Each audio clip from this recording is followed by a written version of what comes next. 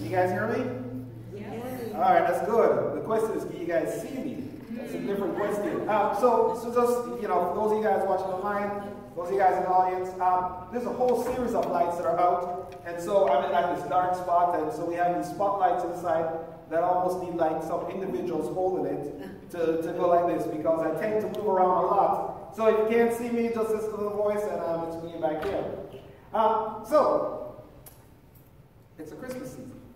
And in Christmas season, you see trees going up, you see lights going up, you see all these decorations going up, you see all this stuff happening. And as Judy mentioned, I got to make another plug for the International Christmas Breakfast. Let me tell you, it's low-key, it's not churchy, it's just really cool, just really a good time to sit down. Last year, I think we had food from 15 different countries, and it is just a spread, and you just relax, meet some people, very, very low-key. And it's also a great opportunity for you to invite some people, and they can come when they want to, and they can leave when they want to. So it's like no big program or anything, it's just really a chill time. The other thing is they come too late, so they won't get any food. So tell them to come early, and they can come. If they come early enough, they can enjoy roasted chestnuts on an open fire. All right. But we'll have that if Jack Frost nips at our nose. So if Jack Frost is not nipping at our nose, there probably won't be any chestnuts roasted on open fire. Last week, Sunday, we began a new series that we've called, see my clicker here? My clicker's not working. Goes a Long Way. And it's called Goes a Long Way, and the series is based on a simple premise that there are some things that we can do, some little things that we can do that will just go a long way in enriching the people's lives around us. And when it enriches people's lives around us, guess what happens? Their lives also enrich the other lives around them. And it starts to come around. And when everybody's life around you is enriched, it makes for a better family, it makes for a better church, it makes for a better workplace, it makes for a better community, it makes for a better country, and it makes for a world. And so we started talking about the little things that go a long way. And last week we talked about the attitude of gratitude. And this week, as the Christmas season comes in and we get all busy with everything, and we're doing all the hustle and bustle and shopping, and it's very easy for us to forget the real reason why we have Christmas. Because the fact of the matter is that the whole Christmas thing, the reason why we have Christmas is this: for God so loved the world that He gave. And that He gave. And it's all about the giving. It's about helping the other people. And so that's really what we want to talk about this week. And so, and God gave us so many things, right? It's kind of a little better. And before we go any further, I just want to pray and commit this time. Heavenly Father, Lord, as I always stand up here every week, as I say, it's an awesome responsibility to carry your message. But Lord, I pray that I will just do that. Nothing more, nothing less. In Jesus' name, amen. This week, I want to talk about giving. I want to talk about giving, and I know what people think, right? Because I would do too. If I showed up in a church and they said, we're going to talk about giving, it's like, oh no, here's what, they're going to come and try and get in my pocket and try to get my money, and that's what the church is about. But I want to tell you that if that's what you think, you're wrong, because at PCC, we just don't believe in beating up people over that. We believe that, it's kind of an act of offering and worship that you do.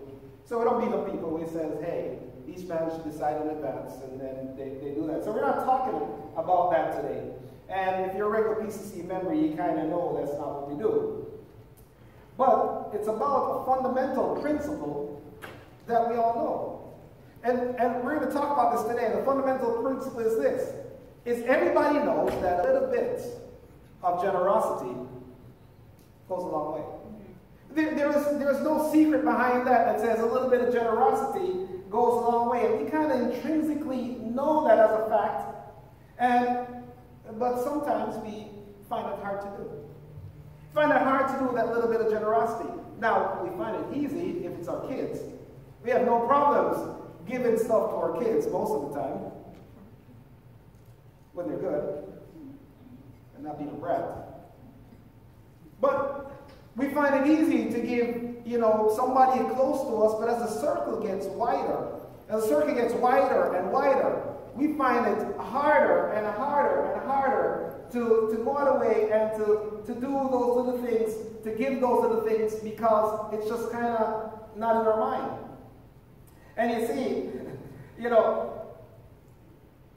the thing that always amazes me is that we know that it goes a long way. So, what's the problem?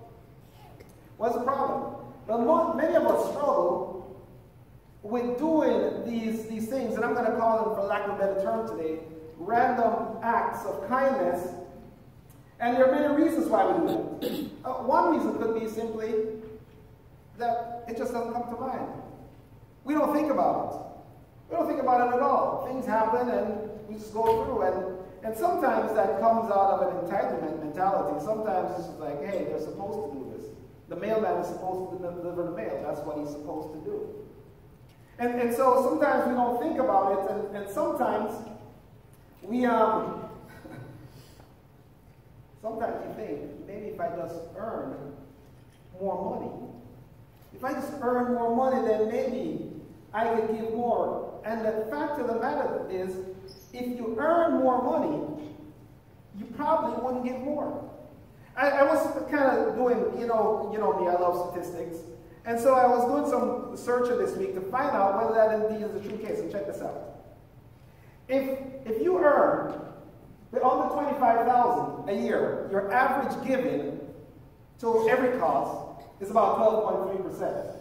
But if you earn between $200,000 and $500,000 a year, your average giving is about 2.6%. So earning more doesn't mean that you'll sacrifice more.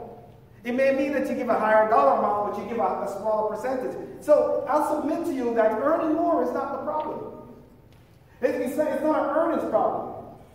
And maybe you feel that maybe if I had more, if I saved more, maybe if I had X more in the bank, or if I had less bills, maybe I could share more and maybe I could give more.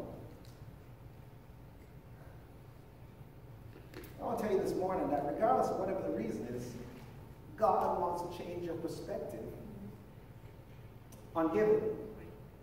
God wants to change your perspective. God wants to change my perspective on giving this morning. And I tell you, if you're here and you're not burdened to give, it's not just one of those things that you're like, hey, let me just look for somebody that I can bless. If you're not one of those things, you are not alone. That feeling is not unique to you. In fact, people have struggled with this generosity thing as the circle gets wider and wider and wider over thousands of years.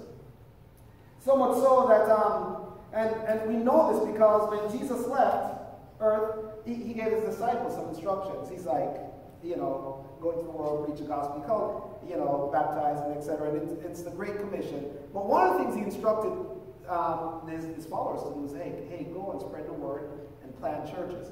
And so they planted, and they did that when Jesus left. And they planted churches all over the known world at the time, which included Europe and Asia. And one of the places where they planted a church was in a place in modern-day Turkey called Ephesus.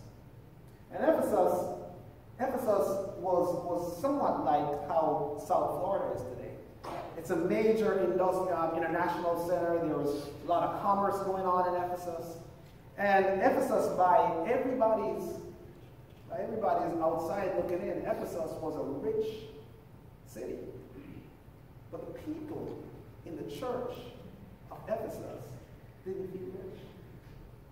And so God instructed Paul to write, and he says, hey, Paul, I want you to write to the pastor, to the elder, the senior elder at the church in Ephesus, a guy named Timothy. And he said, Paul wrote to Timothy and says, command those of you who are rich in this present world not to be arrogant or put their hope in wealth. And people who would have heard this message would have said, well, they ain't talking about me because I am not rich. I'm not rich at all. If they knew how many bills I had, they would know I'm not rich. If they knew how little my bank account were, they would know I'm not rich. So when Pastor Timothy is talking, they would be like, that ain't me. That ain't me. That's somebody else. That ain't me. And that's where most of us sit today. If I should ask anybody in this room, are you rich? Everybody would be like, that ain't me. That ain't me. Slide to the left. And so I did some research. Do you know that if you earn a family income of $45,000 a year, you are in the 95th percentile. You earn more than 95% of this world. If you earn $50,000 a year, your family household income, you are richer than 99% of this world. And and many of us are focused on what we don't have, so we don't feel rich. Like, well, I don't have what Bill Gates has. He's rich. And Bill Gates is like, well, I don't want to have what Jeff Bezos has because he's rich. Everybody's looking at somebody else and what they have and not what we have. I remember thinking when I was in high school, I was thinking, man, if I could earn $1,000 a month, I'd be rich. Because a McDonald's burger was like 50 cents. Do you know what McDonald's burgers you can buy for $1,000 a month? $1,000? I'm like, how do people spend $1,000 a month? I couldn't even fathom how you spend $1,000 a month. But by the time I got out of college, I was like, man, $1,000 a month is poor. If I earn my age and thousands of dollars, I'll be rich. Because right now I'm like 37. All right, so $37,000. What do you do with $37,000 a year? Much less some old guy who's 52. $52,000 a year? What would you do with that? Do you know? If you own a car, you're rich. Because the overwhelming majority of the world doesn't own a car. Do you know that if your car has a house, a whole house for itself, called a garage, you're rich. And if your car has a roommate in the house, you're even richer. If your car has 2 roommates, you're balling. You're like seriously rich. And you're like, well, I don't have that. If you have ever traded in something that's working for another better thing that's working too, you're rich. Can somebody say smartphones? Trading your smartphone because it's not working. You're rich. You've got a smartphone. So when Timothy says to his church, go out there, it says, command those who are rich. It's all of us. Not to put their hope in wealth. But that is so uncertain. But you need to put your faith in God. Because he richly provides everything for enjoyment. It's kind of really cool there. I'll come back to that in a second. And then he says, command them. Command the church. And I'm like Timothy today, because that's the command. To do good. To be rich in good deeds. To be generous. And to be willing to share. And why did God give this command to us? Why did God do that? Why did God say do good, to be rich in good deeds, be generous, and be willing to share? And I'm so glad you asked. Even if you didn't ask, put it in your head that you're asking. And there's a number of reasons. Number one is that it gives me the right perspective. It gives me a right perspective on the resources that God has given to me, my time, talents, and treasures. And you see, money is a means to an end, but for many of us, money is an end in and of itself. You see, it's not the resources to do stuff with, it's the resources to gather. And for many of us, that's where we are. We focus on, man, I can't live on that, I can't live on that, I can't live on that. When the reality should be none of what we live on, but what we live for. And so the question is, why give? It makes me never forget that I'm just a manager. And God is the owner. Literally, I'm just a manager. And God is the owner. It makes me realize that it's my job to do what the owner wants. It makes me realize that even what I have, it's not even mine.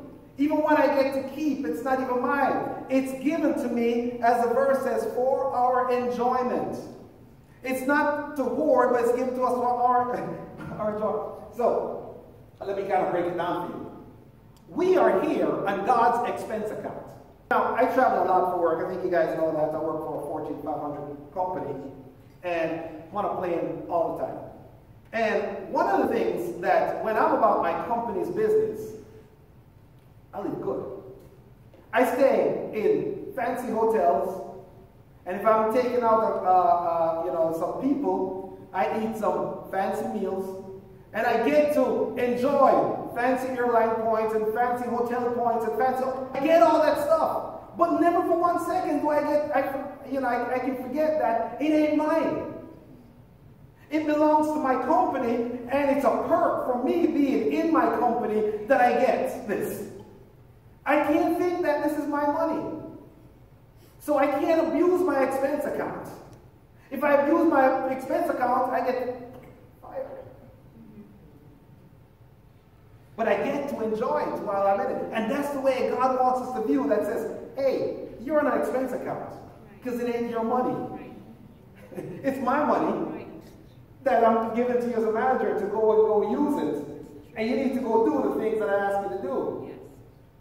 And we get so caught up in thinking that it's our money. We get this wrong perspective, and we're like, I can't give because I got too many bills. The fact is, it may be true that you have too many bills. See, that's not up for debate. It's not a debate that you have too many bills. And the fact is, it may be really tight, but I believe that God wants to give us freedom from that bondage. God's like, okay, maybe you made some bad decisions.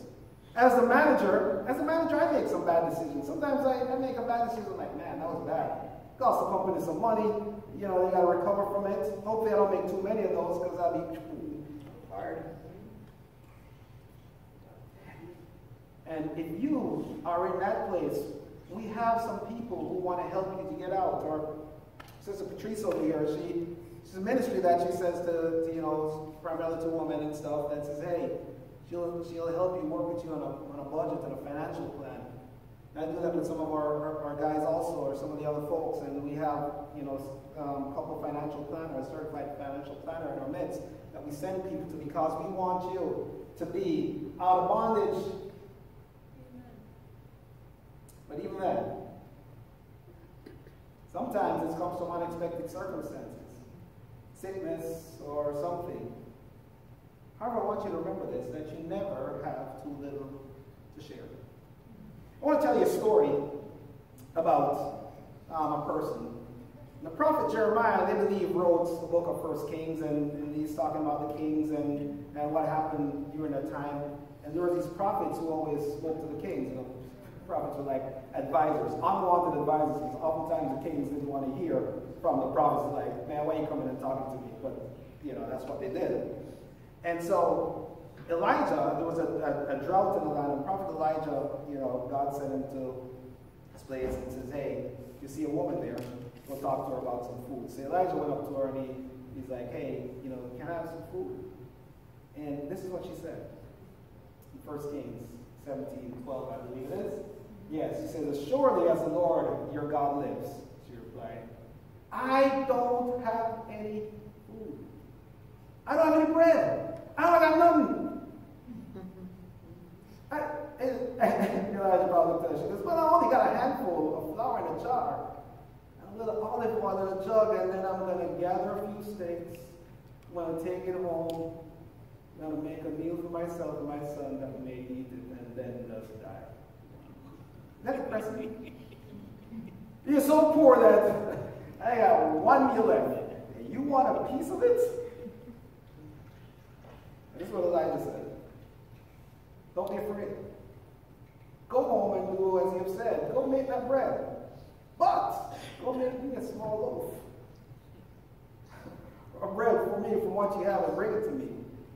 And then make yourself something for yourself and your son. I think that's pretty amazing, right? Because if I were her, I'd be like, child, please. Who is you? I'm like, you're going to take me one bread, you're going to be split it in half. But God said, don't be afraid. And then he said, this is what the Lord said. This jar of flour will not be used up. And the jug of oil will not run dry until the day the Lord sends rain on the land. What Elijah said to her is that, look, when you share, when you do the master's business, right. You may not have a big banquet house, yes. But you're going to have enough food for your daily bread. You're going to have enough food. And don't be afraid. Just trust.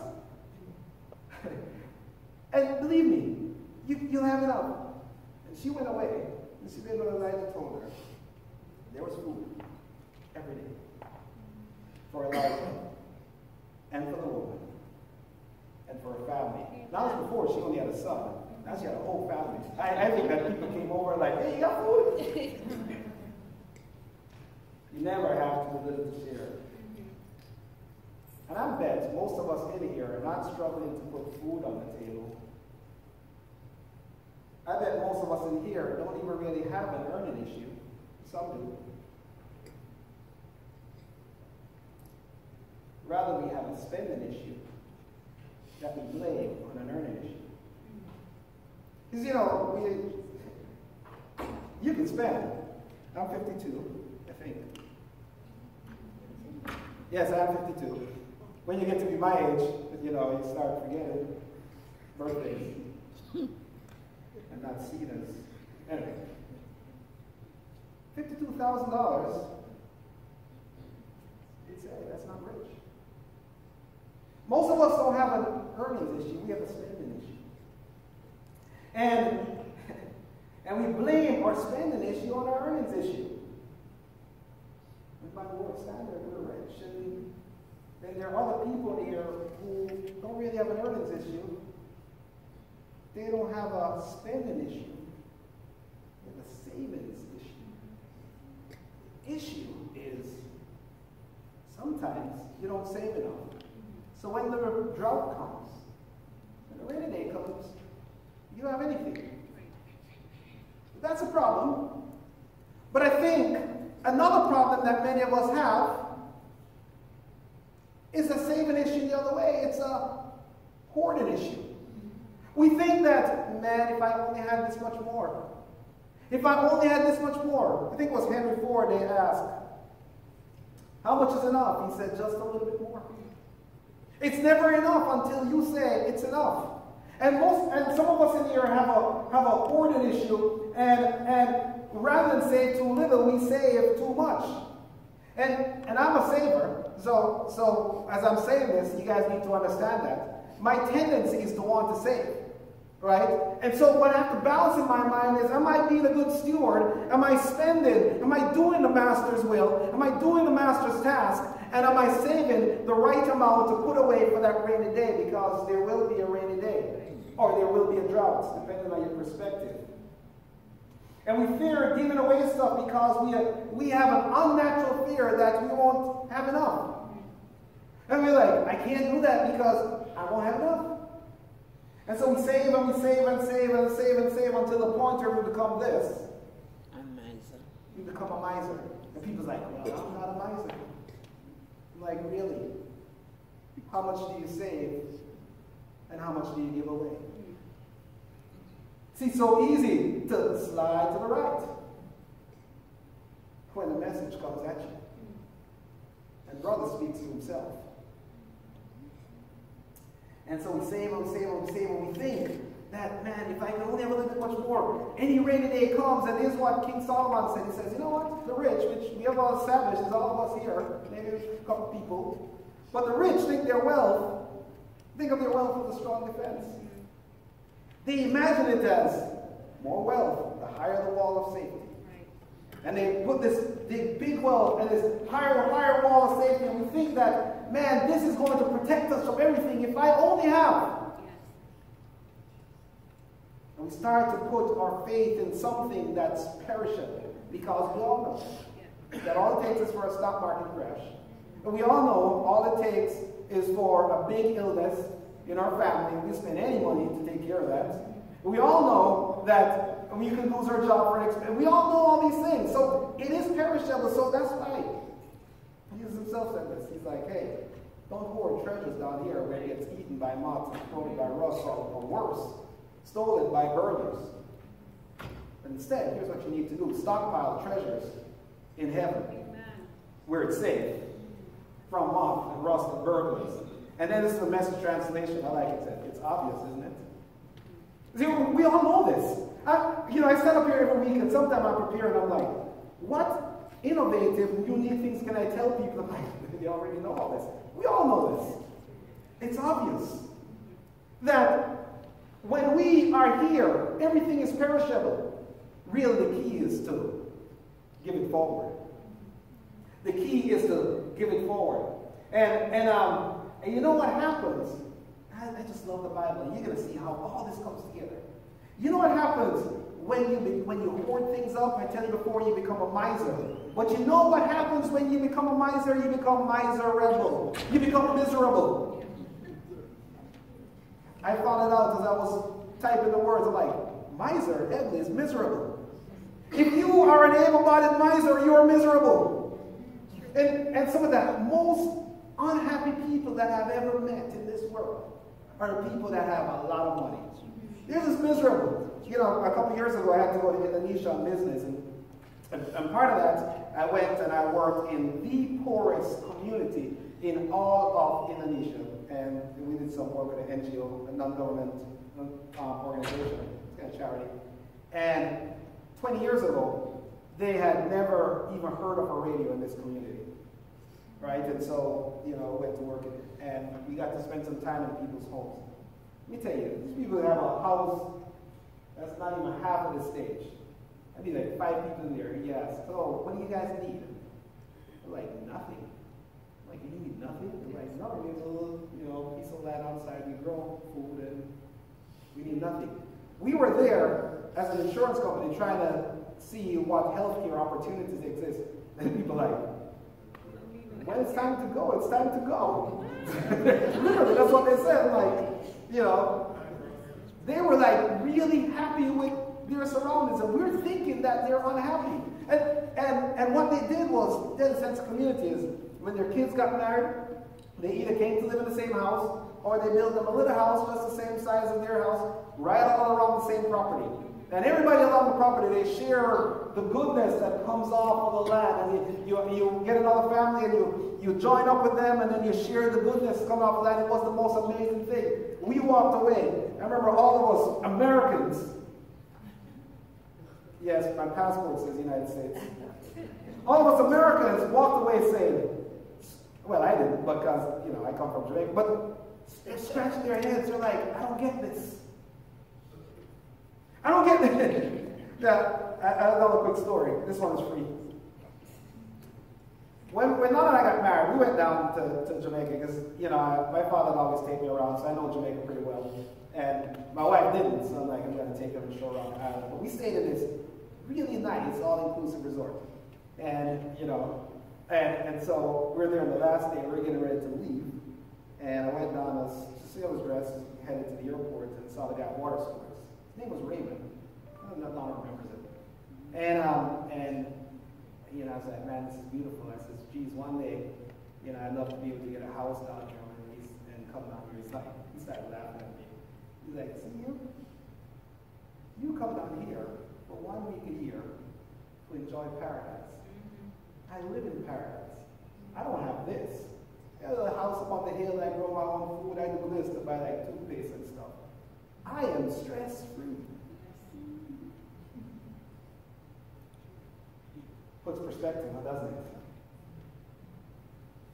See, money doesn't bring happiness. And the second reason why God commands us to do good is because he knows this. It's going to make me happy. It's going to make me happier than you guys like, hey, just do what I tell you because I'm here. See, whenever you feel like stuff is stolen from you and you feel like you're being pressed down and killed and destroyed, it's like, look, that's what the devil does. Whenever you're miser or rebel, whenever you're miserable, that's what the devil does. It's like, I have come to give you life. And I can't even give you not just regular life. Abundant life. I can give you abundant life. So when I tell you, follow what I tell you, it's going to make you happy. That's right. Do good. Be rich in good deeds. Yes. Be generous. And be willing to share. It's going to make you happy. And you know, of course, people like don't really believe me because I'm supposed to say that. So I did some research because people won't believe me, but they'll believe Google. Google is the greatest argument ever. Every time my wife and I get in an argument, I think, can Google answer this argument? Like, Bonnie, here it says in Google. You're right as usual. And so I did some research and discovered that scientists, for many years, were puzzled as to why people did kind things. They couldn't understand why people did kind things. So they commissioned the studies, and it's actually a number of studies in the 80s. One by UCLA, another one by University of Oregon, one by, I believe, the Rehabilitation Institute of Chicago. And they decided to study people who gave and study people who didn't give. And so they did all these studies, and then they did, MRI scans of their brain, and they found out that in 4 different sections of the brain, whenever people gave, blood just flowed there, and it flowed to the areas of the brain where it was associated with pleasure. And what they discovered is that your body, whenever you give, your body releases dopamine, which is a pleasure chemical. Yes. If your body releases dopamine, it makes you feel good. Yes. And we all know that, right? Because whenever we give a gift to somebody and see the look on their face, it makes us feel really, really good. And so they concluded that says, hey, you know what? Darwin was wrong because the conventional wisdom was that, hey, in order for the human species to survive, survival of the fittest means that I got to look out for number one. I got to hoard, because I never know when that rainy day is going to come. And they discovered something that not only made people happier, but it also made them healthier. It made them healthier because what happens is that, and then these were some separate studies that were done in the 90s. They discovered that when people gave, it prolonged their life. If people practice a habit of generosity, their mortality was they lived longer. And they discovered hospital patients who when people came in to visit them, they were always thinking about the other person, as opposed to the hospital patients that when they came like, oh, woe is me, I don't have enough bread, I'm going to have the last piece of bread, I'm just going to eat and I'm going to die. Those people died more quickly than those people like, hey, let me share something with you, man. In this hospital, man, God's been talking to me. Those people live longer. And so they began to realize that says, hey, people live longer when they actually gave more of their times and talents and treasures. People who give their time, talents, and treasures to charities live longer than those who didn't. And so when Paul says to Timothy, hey, Timothy, you need to command the people to do good, to be rich in good deeds, and to be generous and to be willing to share it, because it's going to make you happier and it's going to make you healthier. It's going to make you happier and make you healthier. And you got to make a practice out of doing this. Jesus himself said this. Jesus said this. I love Jesus. He says, Yeah, he didn't say this first part. He says, I've shown you mercy in every way by laboring like this, that you must support the weak, which is the people who have less than you in a particular area. And remember the words of the Lord Jesus that said, it is more blessed to give than to receive. When Jesus said it's more blessed to give than receive, he knew what he was talking about, because it was going to make you happy and it was going to make you healthier. And we didn't need Google to tell us that, but some people need Google to prove that. So there you have it. There you have the proof. From who? That's what Jesus said. Because the thief comes to kill, steal, and destroy. And Jesus simply said, hey, I came that you have life and life to the full. So the question is, first question is why give? The second question is how to give. Is how to give. How do we do good? Be rich in good deeds, be generous, and be willing to share. You know what? I'm glad you asked.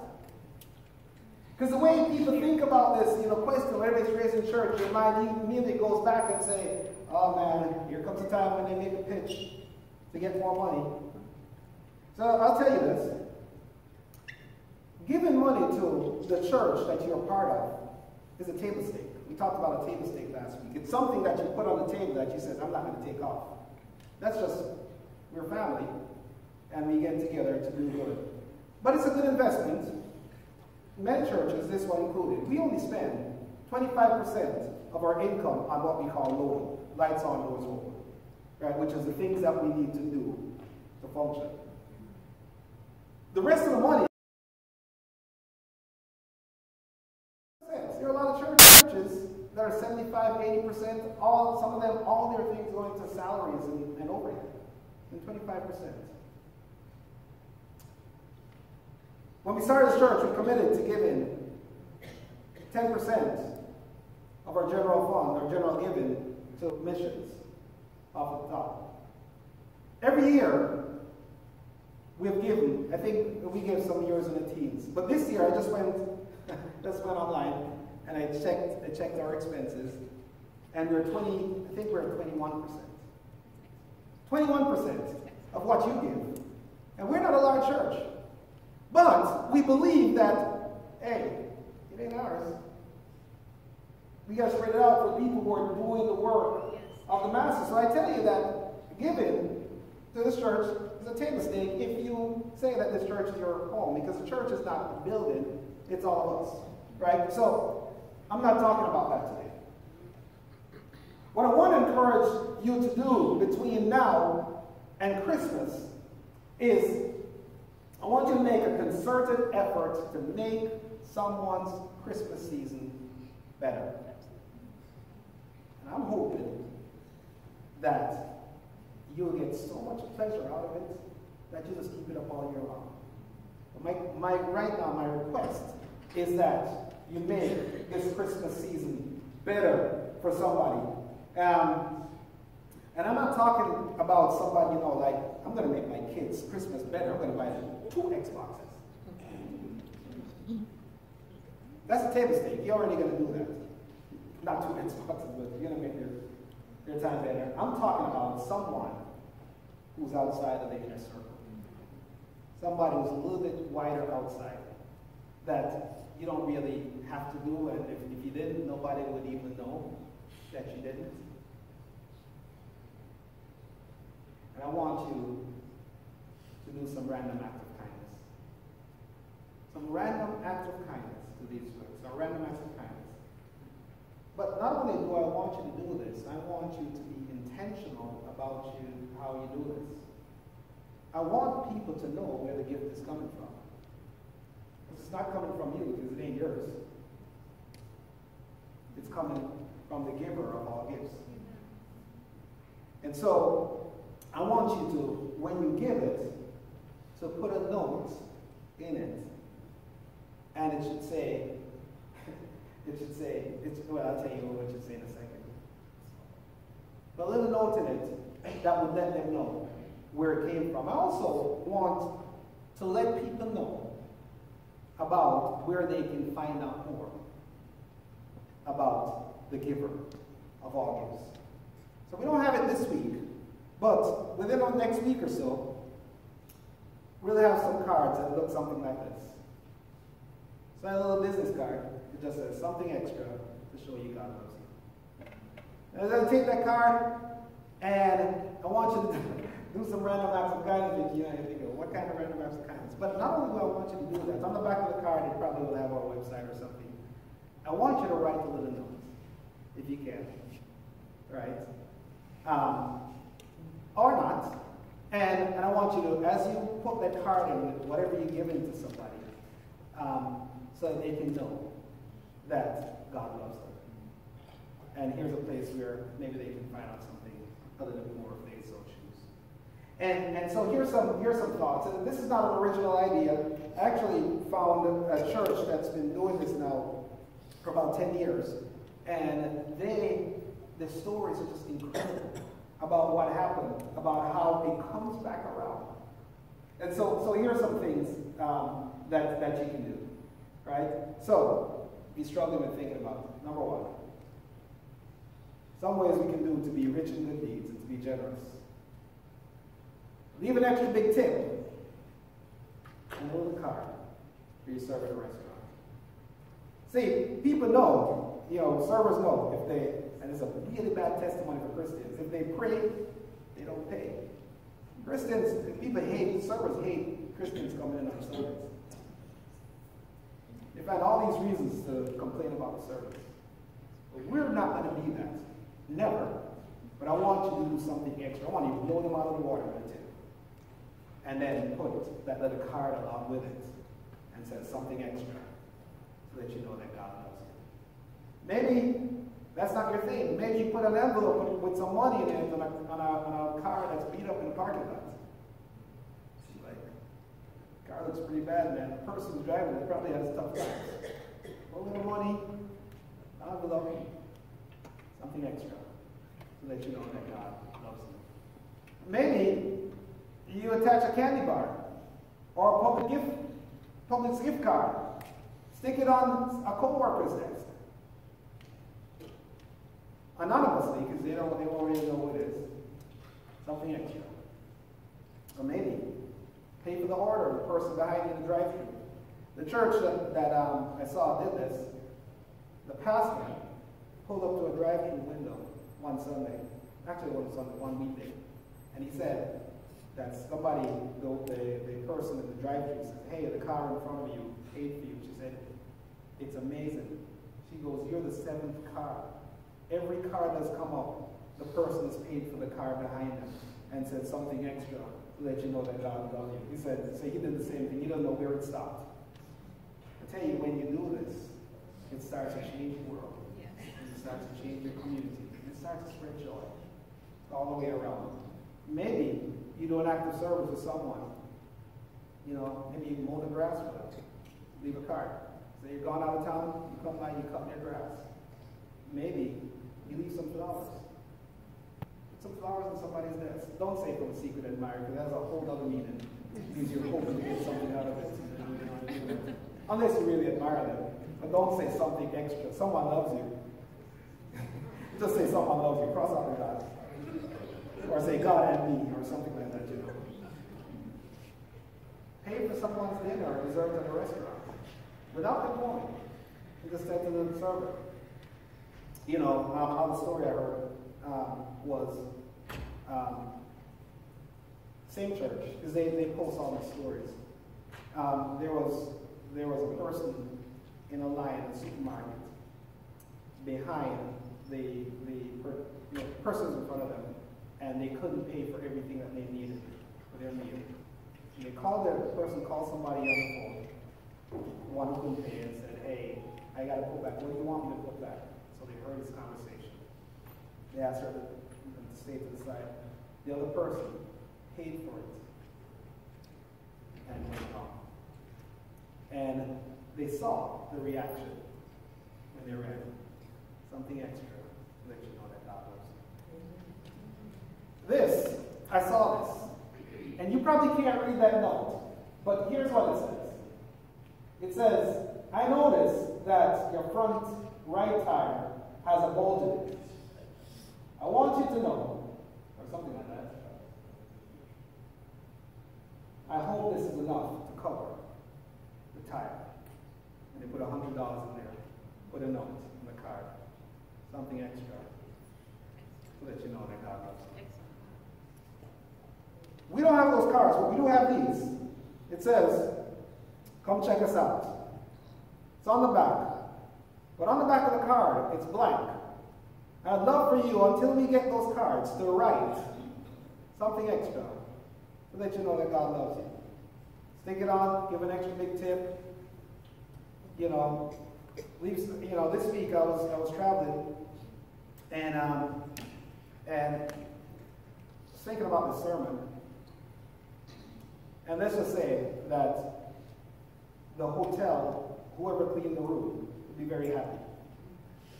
And I wrote a handwritten note. I said, I want you to know that someone is thinking about you and that God loves you. Amen.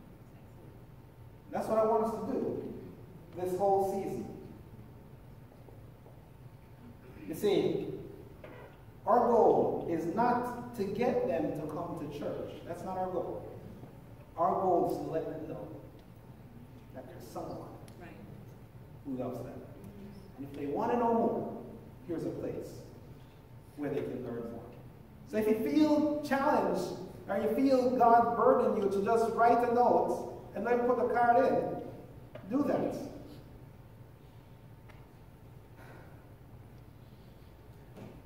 And you can still use these cards with your coworkers or anything else, but I really want you to practice that. People don't know. And here's what it says in that same passage of scripture that Paul was telling Timothy to command the church. He said this right after he said, command him to do good. He said this. By doing this, by doing good, by being rich in good deeds, by being generous, and by always being willing to share, you'll be storing up real treasures in heaven. And it's the only safe investment for eternity.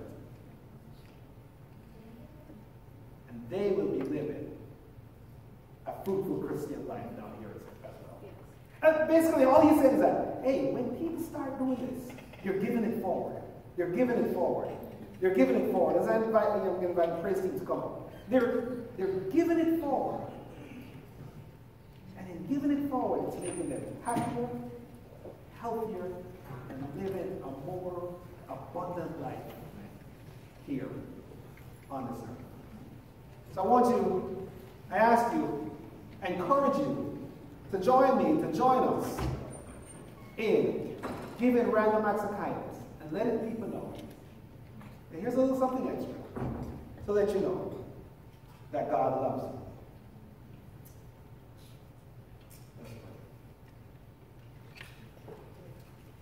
Heavenly Father, Lord, I pray that this message will hit right where it hit me. It will hit everybody right where it hit me, because I know that for me it's very easy, oftentimes, to just look past and need.